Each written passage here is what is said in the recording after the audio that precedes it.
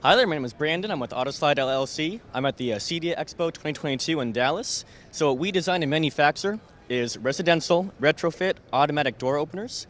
These are low voltage 24-volt systems. They can be retrofitted onto any sliding patio door. So this system in particular can go onto a single sliding panel door, a biparting door, or a telescopic stacking door. So the neat thing about our systems, they include a lock built into the motor.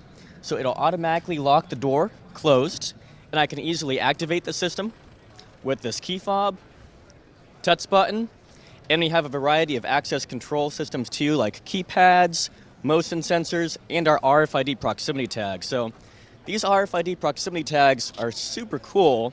We have ones for both pets and wheelchair disability usage.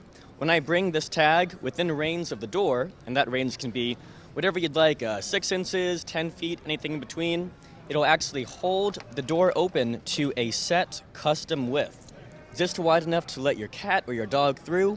Once the tag gets out of range, door will close back up automatically, and once I hear that click from the motor, door locks up again.